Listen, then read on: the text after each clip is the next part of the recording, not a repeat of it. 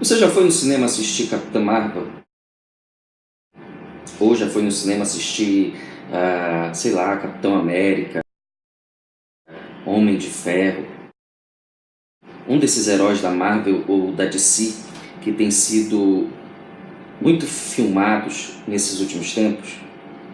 Mesmo que você não seja vidrado em super-heróis como eu, ou que você não tenha ido assistir, você certamente entende que existe um certo fascínio entre a humanidade e as figuras dos super-heróis. Eu diria inclusive até dos heróis, aqueles de carne e osso mesmo que fizeram atos heróicos ou tiveram uma vida tão maravilhosa, tão produtiva para a humanidade que acabaram sendo considerados heróis. Vamos citar aqui Gandhi, Martin Luther King e tantos outros. Então, existe uma relação de fascínio, e eu vou trazer aqui para vocês uma tese minha sobre essa relação de fascínio. E depois eu vou fazer uma abordagem da Bíblia relacionada a essa tese.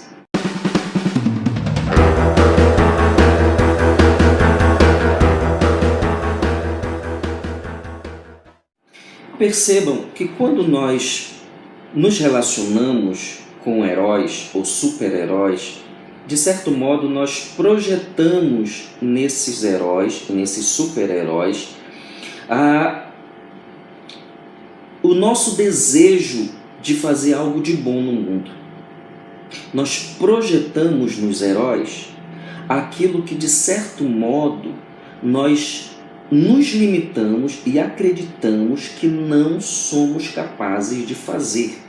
Então, quando eles fazem, quando eles realizam, é como se nós tivéssemos realizado junto com eles. Mais ou menos assim. Quando o super-homem salva o mundo, eu me sinto satisfeito, porque de certo modo é como se eu tivesse salvado o mundo junto com o super-homem. Na sala de cinema, então, isso é muito claro. Quando o herói tem alguma ação de vencer o vilão, de fazer uma reviravolta, a plateia vibra, bate palma, grita. É um momento catártico ali, onde todo mundo se sente meio super-homem junto com o super-homem. Se sente meio homem de ferro junto com o homem de ferro. Se sente heróico junto com o herói. Mas, infelizmente, não somos nós que estamos realizando esse ato. É o Capitão América que está salvando o mundo e não nós. É o Gandhi quem está produzindo algo para a sociedade pensar e não nós. É o Martin Luther King que está comprando uma luta social e não nós. É o super-herói quem está provocando algo no mundo e não nós. Eu falo isso porque essa satisfação que nós sentimos ao projetar no nosso herói aquilo que ele fez e que nós sentimos como se tivéssemos feito junto com ele, mas não fizemos, acaba servindo como um bloqueio, uma tampa em cima da nossa caixa para que nós realmente não produzamos nada de significante, de ativo no mundo e na sociedade. Eu vou trazer aqui para vocês um momento da Bíblia que ilustra como é que isso se relaciona na nossa vida espiritual. Quando João Batista está batizando no Rio Jordão, a Bíblia diz que veio junto do povo que estava ali de coração límpido para receber uma nova vida e para fazer um compromisso com Deus, vieram os saduceus e os fariseus. E João Batista, percebendo-os ali no meio da multidão, começa a confrontar e provocá-los. E uma dessas provocações que João Batista faz, que quando eu falo aqui de provocação, eu não estou falando de simplesmente criar um motivo para brigar, mas provocação no sentido de tentar tirá-los de uma zona de conforto, de um status quo que não era o ideal. João Batista lhes confronta dizendo: olha, vocês precisam se arrepender por isso e aquilo. Não acreditem ou não digam consigo mesmo que vocês são filhos de Abraão. Não se escondam atrás da figura de Abraão, porque Deus pode fazer nascer filhos a Abraão destas pedras. A relação que João Batista está provocando aqui é mais ou menos essa relação que nós temos com o herói. Quando os fariseus e saduceus estavam sendo confrontados acerca dos seus equívocos, a primeira coisa que vinha à mente deles é que quem era João Batista? Com aquela proposta de batizar e ter uma vida nova, uma vida com Deus, se eles eram filhos do pai Abraão, que Hebreus cita como herói da fé. Imagina você sendo filho do super-homem. Aí eu chego para você e começo a apontar e dar orientações daquilo que você precisa para se tornar melhor. Ora, o filho do super-homem recebendo orientações de um mortal. Imagina os filhos de Abraão, o homem que a Bíblia chama de amigo de Deus, os filhos de Abraão recebendo exortações da parte de João Batista no deserto, um homem que comia gafanhotos, bebia mel silvestre, que se vestia de um modo rústico. Quem era João Batista para vir confrontar os filhos de Abraão? Abraão era o grande herói de Israel, e o povo, para não ver confrontado os seus equívocos, acabou buscando nessa relação de heroísmo um escudo. É como se eles se escondessem atrás de Abraão e dissessem: aqui nós estamos inatingíveis, aqui nós estamos protegidos, porque nós temos como pai um homem que foi amigo de Deus, um homem que saiu de Ur dos Caldeus, abandonou a vida que ele tinha e saiu seguindo a orientação de Deus e se tornou pai de uma grande multidão. Sabe quem é nosso pai? Abraão. Respeita os manos, respeita as caras. Quem é você para vir aqui falar conosco que temos uma ascendência, uma árvore genealógica que tem Abraão lá na sua raiz? Quem é você?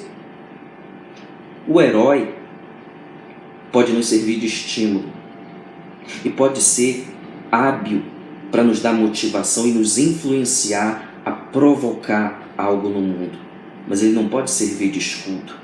Nós não podemos fazer como alguns fazem, de eleger o pastor conferencista tal, o missionário tal, o homem de Deus usado em tal maneira, em tal milagre, de tal forma, de tal igreja, e se esconder atrás dele, projetando nessa figura espiritual, nesse conferencista, nessa estrela gospel, projetando nele os atos dele como se fossem seus, porque não são. O que João Batista está dizendo de outra forma é: Abraão foi amigo de Deus. Abraão abandonou tudo para seguir a orientação de Deus. Abraão foi pai de multidão.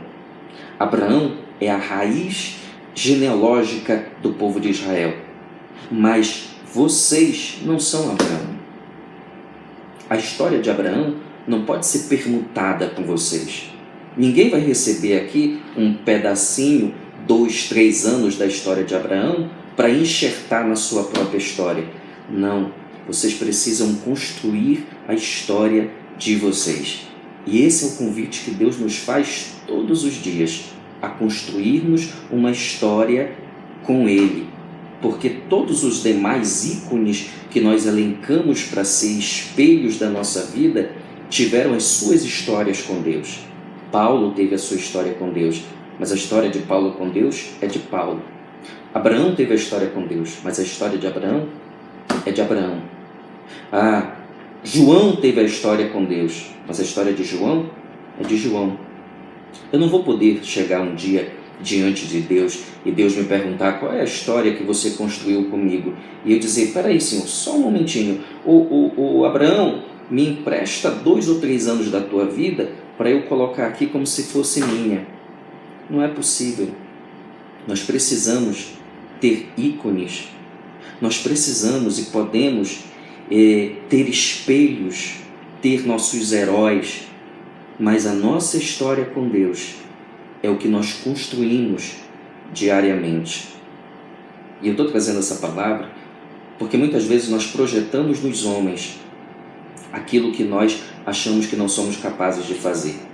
E quando este homem, no qual nós projetamos as nossas expectativas, para que ele faça o bem que eu não quero fazer, para que ele evangelize onde eu não quero evangelizar, para que ele seja o homem de Deus que eu não consigo ser, quando este homem fraqueja, falha, cai, eu acabo caindo junto, porque eu projetei nele a minha vida.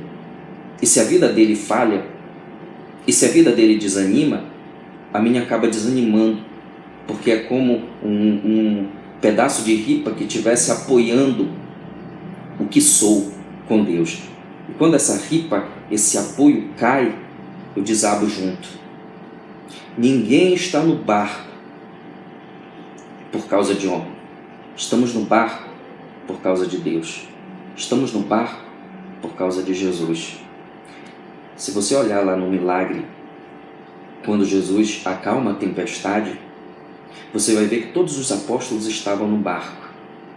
João estava no barco por causa de Jesus. Os apóstolos estavam no barco por causa de Jesus. Ninguém estava no barco, João não estava no barco por causa de Pedro. Pedro não estava no barco por causa de Tiago. Todos estavam no barco por causa de Jesus. Então todos nós estamos neste barco por causa de Jesus e precisamos ter história com Ele. E precisamos a cada dia, a cada experiência, a cada curva, a cada esquina da vida, construir a nossa história com Deus.